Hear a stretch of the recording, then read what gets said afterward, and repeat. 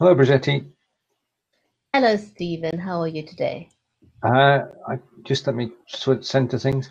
I'm reasonably good. The sun's shining. How about with you? How are things with you? I can see you've got a bit of sunshine on your face on the one side. Looks lovely. But one thing I do want to say, about charitable organizations, the ones I've come across, and certainly I seem to find that this is a common thread amongst all charitable shows, is that the people that get involved are people with heart and soul. I'm yet to come across someone who starts a charitable organization or a cause that is wealthy. These are really salt of the earth kind of people, people who have needs themselves. And despite their own needs and lack of everyday facilities, they extend themselves to helping others. And, the more I ponder over this and think about it myself and think of my own situation, um, these are people that recognize that happiness comes not from what you have, but it's the ability to find something to give. And in spite of your own circumstances and your difficulties, it brings so much immense happiness. I mean, I look at some of the charity organizations that I've come to know and love in Africa. The people involved don't have 2 cents to rub together themselves, and yet they find the strength and the courage to give of themselves and to share their salaries literally with the people around them. It fills me with awe all the time.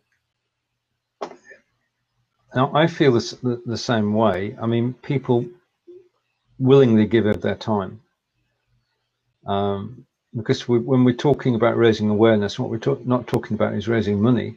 It's raising awareness of particular cause or charity and giving everyone the chance to know a little bit more about it, and if they like, to get involved. Because we can get involved in charities that are local, we can get involved in charities that are national, or with the help of live video, we can get involved with charities which are global.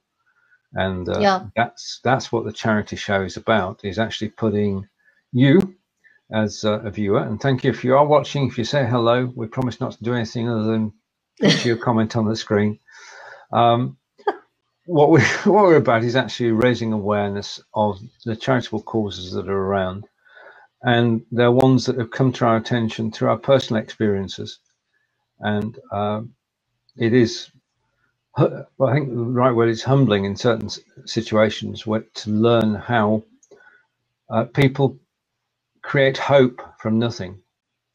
Yeah. And Since we are here, I think I want to mention one or two okay, causes that I am aware of and that is particularly close to my heart.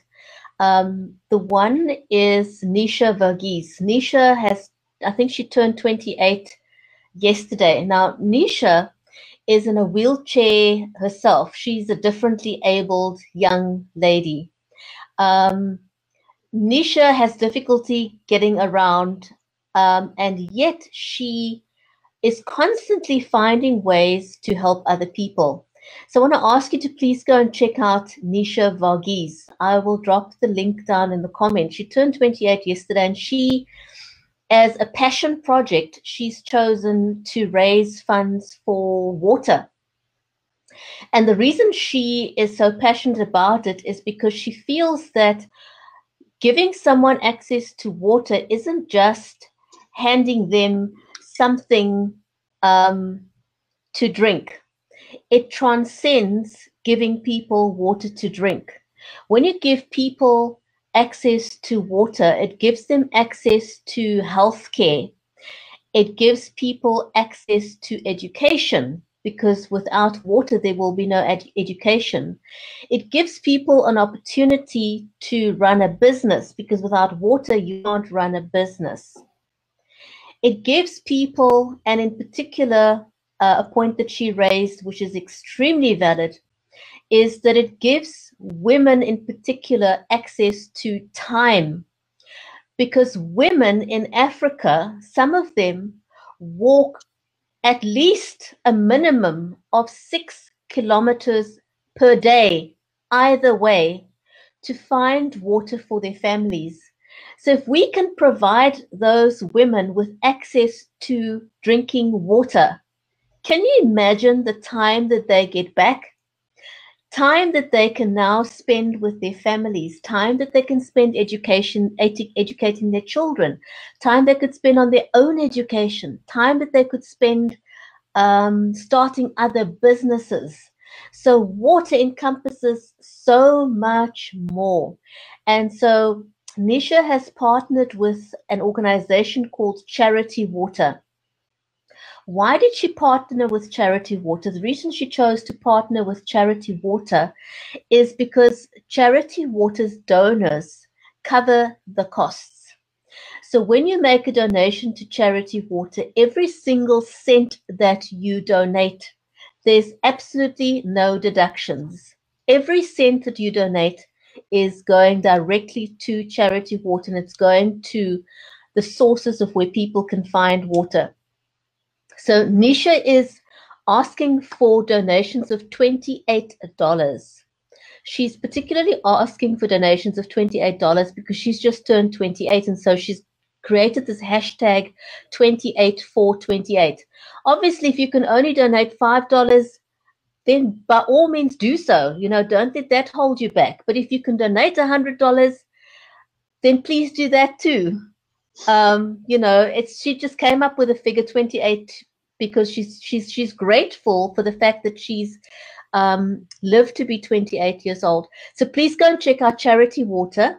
Nisha Varghese, she's differently abled and yet overextending herself. And then another project that I want to mention is a lady that I also met. She's Essie Dodokir. I know I'm probably pronouncing her surname incorrectly, but she's a young teacher. And she started the school, which she's built with her own funds. She's not a wealthy woman at all. She's a teacher, okay? So she's got this building up. Some sections does not have a roof. It's got no windows. It's got no doors. It's got the absolute basic necessities. She's using the principles of Montessori to teach these children. Now, some of these children that come to the school have parents that can't pay for their education. So not only has she been covering the costs of building this school out of nothing, you know, she's been able to educate herself using the Montessori principles, and she's teaching these kids. I think she's got 50 odd kids in the school. And then she's got teachers that she needs to pay. Some of the parents can't pay for the books, and she provides the books. She's really gone out on a limb to do so much for these kids. You know, these are really grassroots initiatives. So all these initiatives in Africa that I'm wanting to highlight, they've got no government funding, no access to government funding. And yet these people overextend themselves with the little that they have because they realize the value of the education.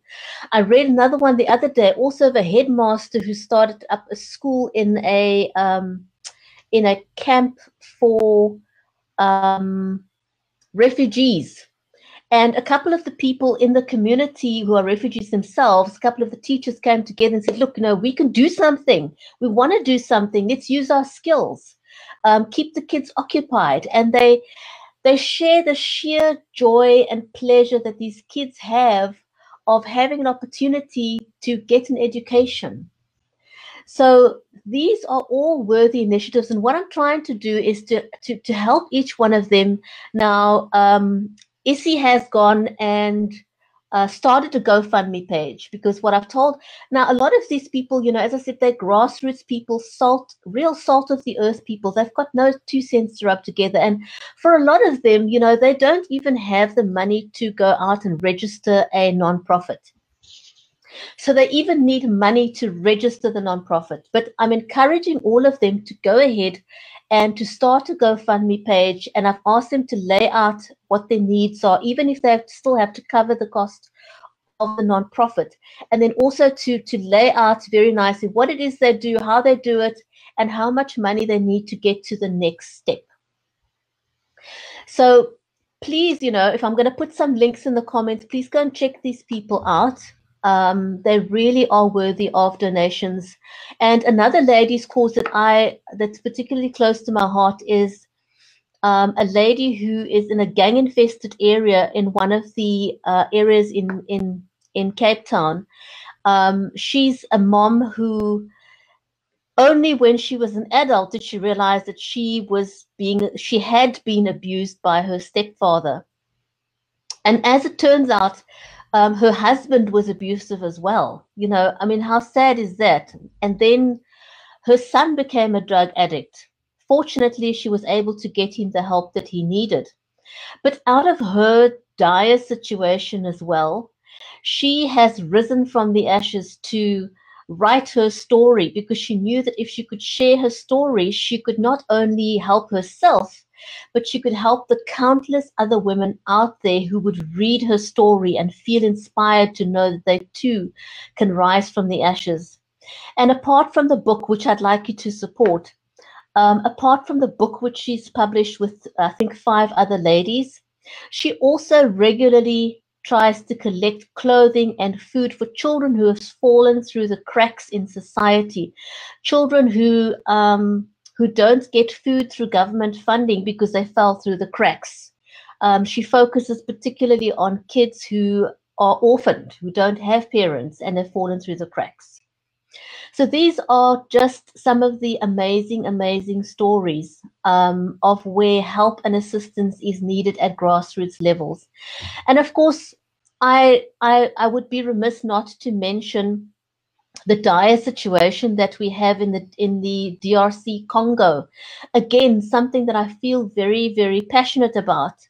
A lot of us don't realize that all our electronics that we use, our iPads, our iPhones, our laptops, our hearing aids, every single thing that we have that's electronic that has a motherboard, all electronics have got a motherboard, and on the motherboard is a capacitor. And the products that's used in the capacitor is mined in the DRC Congo.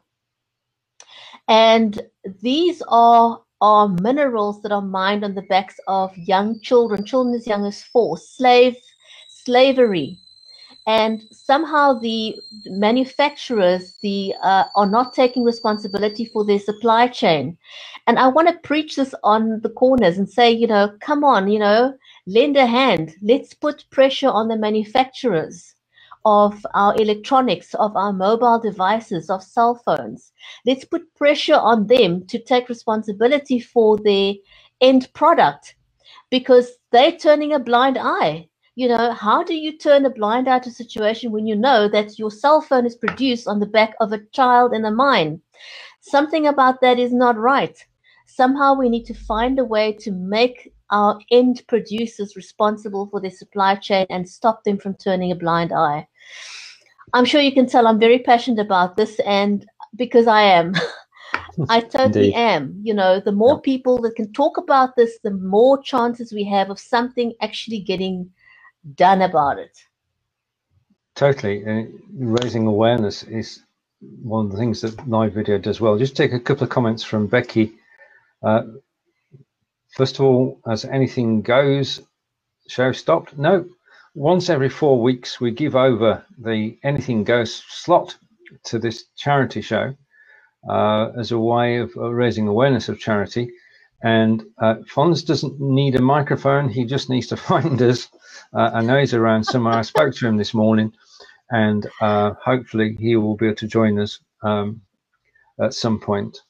And yes, that's the correct spelling, Fonz. Now, something happening in 2 weeks is that Angelica's daughter Katie and a friend are traveling to the base camp at Everest. And wow, It's quite an adventure. It's quite a trek. They've been in training for the last 3 months and in all sorts of weather. And they're going to, on a guided trip to the Everest Base Camp, which is one, if you're at a list of places you want to visit, that would be one of the places, just to be, say I've been there. And they're raising funds for Mind, which is the mental health charity, and I'll post a link to that afterwards.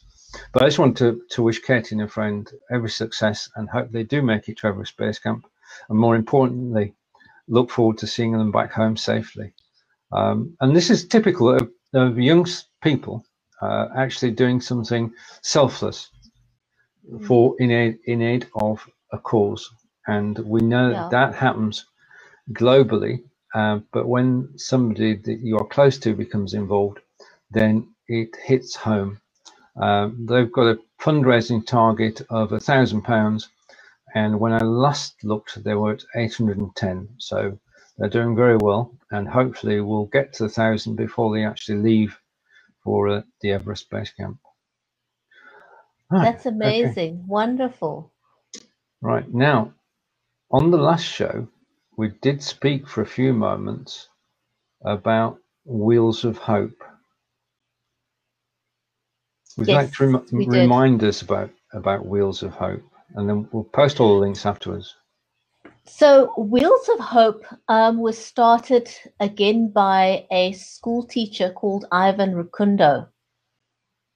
Now, Ivan saw a need in his community, and again, Ivan didn't have 2 cents to rub together, and he came up with this idea of Wheels of Hope by building wheelbarrows with wood, because traditional wheelbarrows that's used in construction or gardening is made out of metal, and its design is usually more long than square. So Ivan's come up with this design of a square wheelbarrow built with wood, and he paints them, and he's labeled them Wheels of Hope. And what people do with these wheelbarrows is they can now have mobile shops. Some of them use them on the fields when to cart the produce around from one area to another if they're cultivating. But it's mostly used to create mobile shops for people. So they can pack it full of goods, and they can now go into town, or they can go from house to house, and they can use this as a mobile store. Now, to give you an idea of the needs of these people, they are not able to, I think he put the price of producing a wheelbarrow is roughly $46. I'm under correction, but the details are available. So it's roughly $46 to $50 to produce a wheelbarrow. That's painted and everything. So people there can't buy these wheelbarrows from him, but they rent them from him, and I think it's under $1. Yeah, it's under $1 a day is what he rents out the wheelbarrows for. So that's another great worthy cause to donate to. And the other thing that they've recently done is they are making shoes out of wood. Now, why would they do that? Shoes is not, in areas like this, shoes is not a fashion statement. It's not a fashion statement by a long shot. You're talking about areas in where people don't have shoes generally, where I've seen people make shoes out of plastic bottles. So in the case like this, these wooden shoes are giving people dignity. They allow people to have something on their feet so that their feet hurt less when they walk about and they go about in their daily living. So Ivan's been quite innovative. Not only do they make these slops that you see in the picture now out of wood, but they've actually come up with a design for a heeled shoe for a woman. I mean, how dignifying is that? I think it's absolutely awesome that he's not just thought of being practical, but he's also decided that they could come up with a design that would make women look attractive, make them feel attractive. And I think that that is absolutely, absolutely amazing. You know, you can't believe what these people come up with out of absolutely nothing. These things are just drawn on a piece of paper, and they think, you know, well, I can do something with this. I can make someone look good, feel better. So yes, please check these projects out. They really are salt of the earth people who just want to improve their community. And for the kids too, you know, just imagine what it's like for a child who goes to school barefoot all the time. And these are kids, some of them that have to walk for miles to get to school. It's not just around the corner. They don't have a mom and dad that's going to drop them off around the corner with a car. They walk for miles to get to school. So for them to be able to have shoes on their feet is phenomenal. That's why, you know, I mentioned earlier, when you give someone in these communities something like that, you're giving them an opportunity at education. You know, a child who doesn't have access to water can't learn. So yeah, please check out these initiatives online. Stephen and I will post the links to them in the comments. Now, at this point, we were expecting Aaron of Stroke TV to have joined us, and I did chat to him yesterday, and he shared the show out, which was very good. And then I went to speak to him this morning. He wasn't there. He's at the moment temporarily, one hopes, in Facebook jail, so therefore he can't come on the show today. But if you do get the opportunity to visit Aaron's page, which is still there, that's Aaron of Stroke TV, then you'll find and discover that there are people giving hope and support to people who have suffered from a stroke. And he himself is an amazing chap. He shows inner strength, and we never know where our inner strength comes from, but he is able to verbalize his struggles, and since he became ill, and he's working his way back. And part of the way he's working his way back is by using live video to help raise awareness, really, of the support that's available to people who've suffered strokes. So, Aaron, we look forward to seeing you back on Facebook soon. We look forward to seeing you on the charity show soon. And I do hope, but this is one of the weird things about Facebook. You're here today and you can be gone tomorrow. So that's Aaron. And talking people, Fonz is saying he's on his way here, but he'll be on in a moment. And Becky's making a very, well, first valid point I can go with is because people benefit from wearing something on their feet. In India, they make shoes from old tires. Yeah, very inventiveness, I think that's a word, of people. And then we've got a long comment. I can't actually fit it on screen because it would cover us both up. So, from Becky. Society has become too commercialized. We need to get back to basics, and that will give poor folk the help they need, and rich folk will realize what really counts. This throwaway culture has culture base to stop for the sake of humanity and the planet. We cannot go on like this. Wise words. I'll put them on screen for a moment while Bridgetti and I just take a breather, and you can read them. I think that's it is a valid point that we are in the first world cosseted. I mean, we have a roof over our heads, we have food and water, we have everything we need is attainable.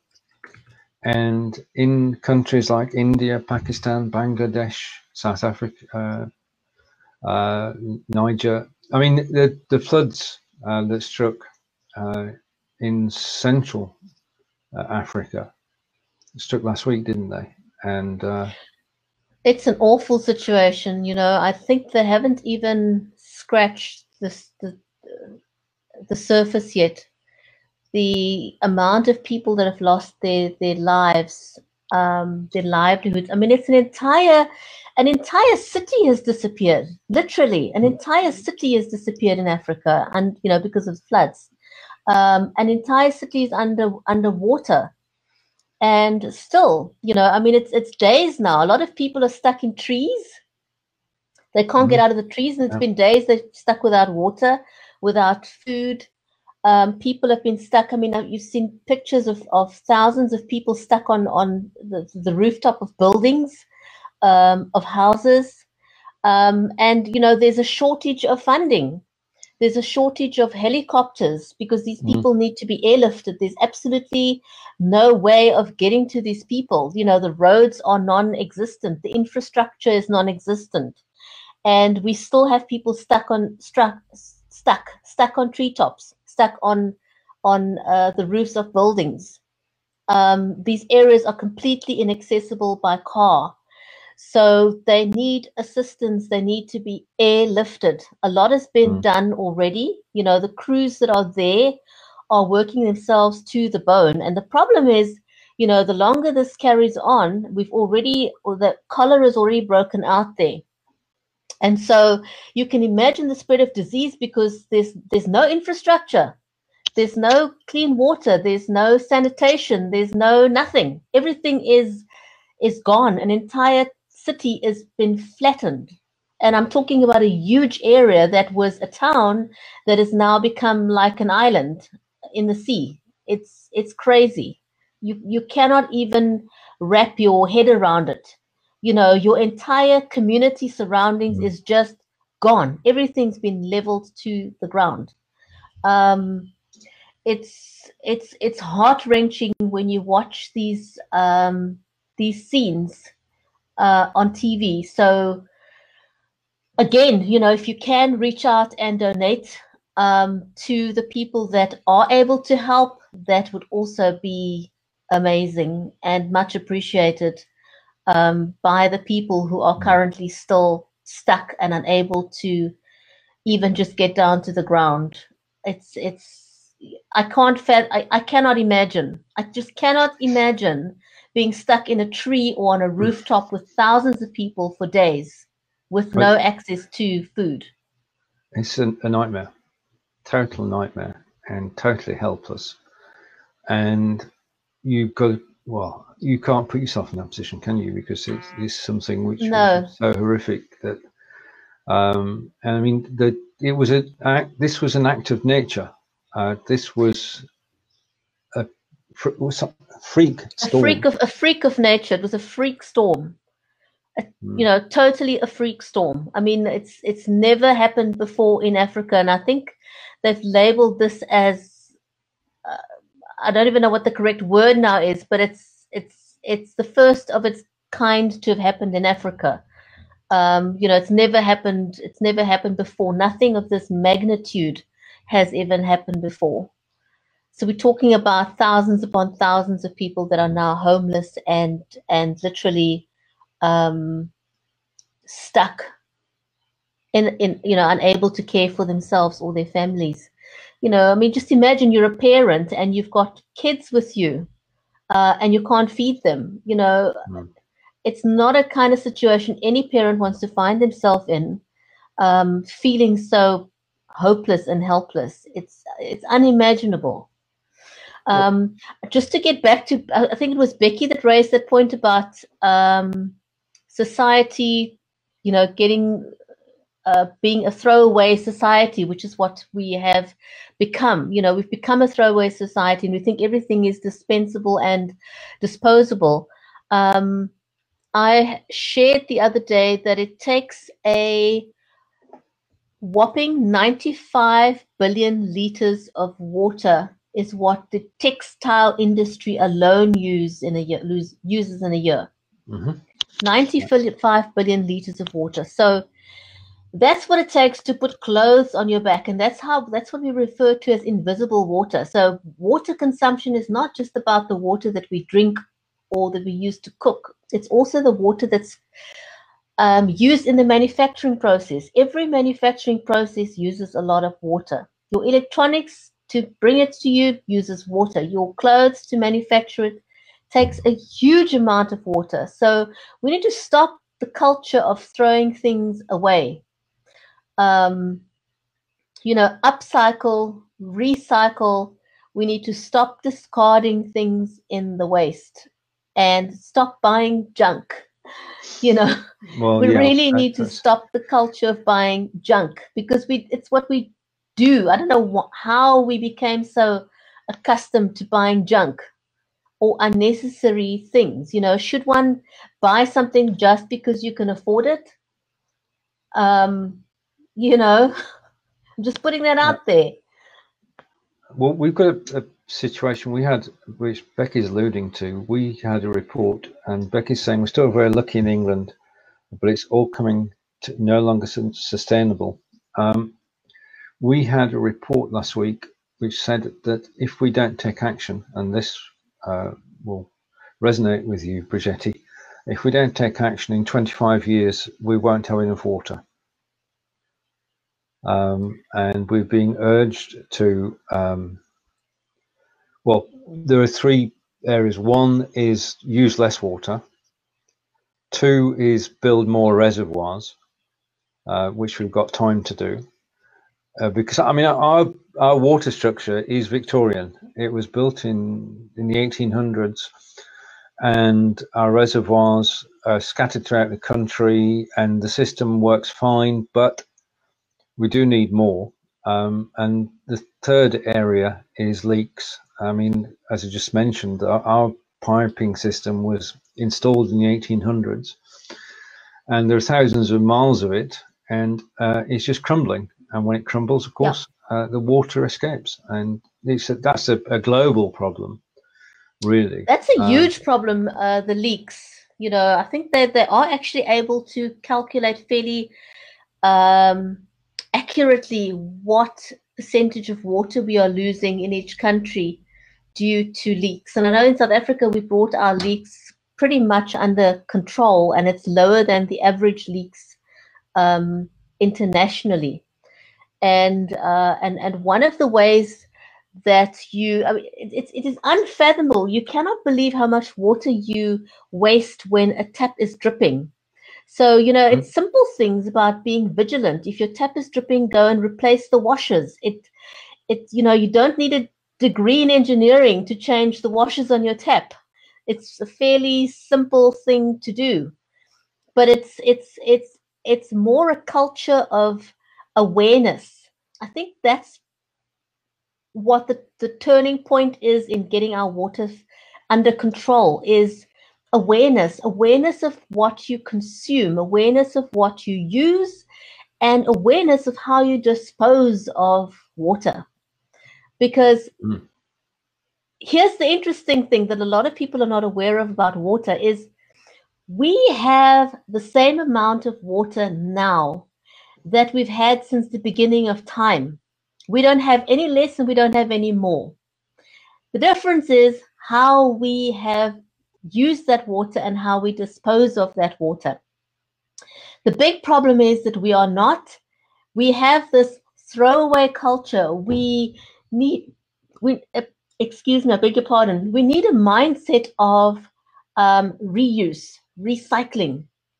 And what we fail to understand in our commercialized throwaway culture is that every single drop of water that we use comes back to us through cycles into our tap.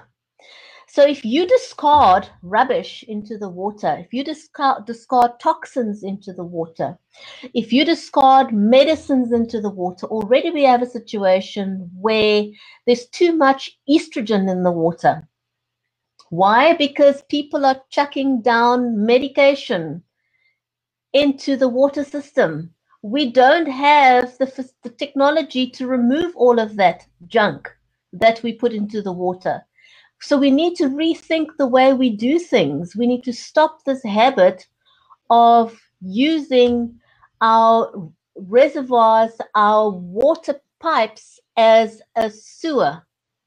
We need to redo things differently. Take care of our water resources, because we're harming ourselves if we don't take care of our water resources, we're harming it not only for ourselves, but for the next generation. And this is exactly what these kids, I think that the first, what is the word? Awareness was created by one of the kids in the UK, if I'm not mistaken, raising awareness about climate change, and one of the aspects of climate change is water, and so we really need to rethink how we do things, because we're harming not just ourselves but the next generation that comes after us.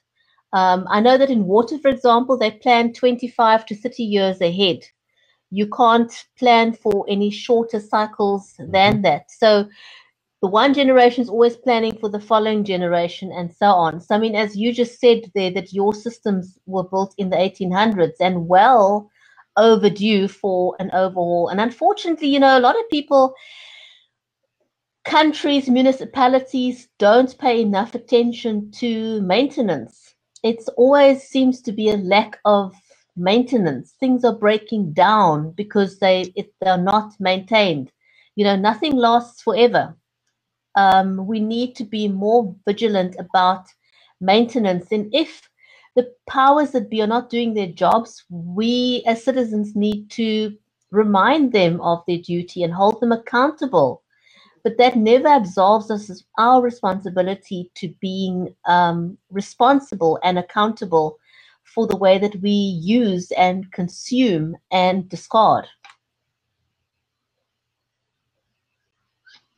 And Becky was saying, is Fonz still going to try and join us?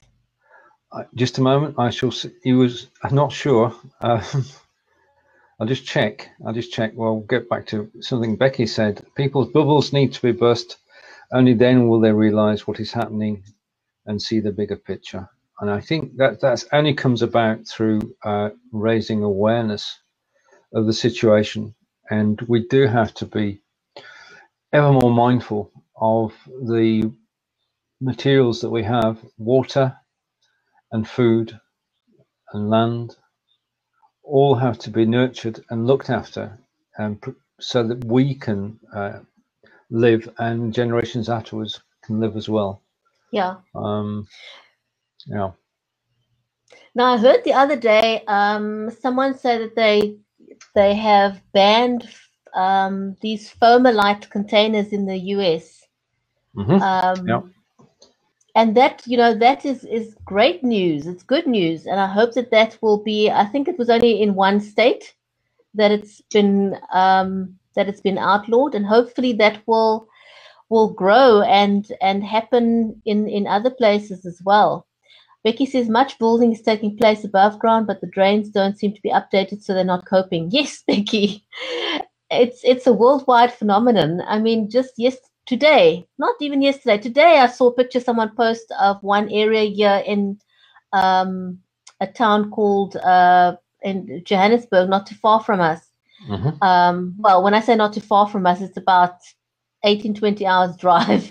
Right. So, okay, but still in South Africa, and I just saw this huge big sinkhole that resulted from a drain that collapsed because it wasn't being maintained, a sewer drain, no less. So it's something that happens everywhere, just a total lack of maintenance that is absolutely shocking, and I'm gobsmacked that a lot of the problems we have here is not just in South Africa, it's everywhere. I mean, if you look at the situation in Flint, for example, and there's Michigan, so many other places, Michigan, there's so many other places where water pollution is huge. Pollution in the sea, pollution in the rivers.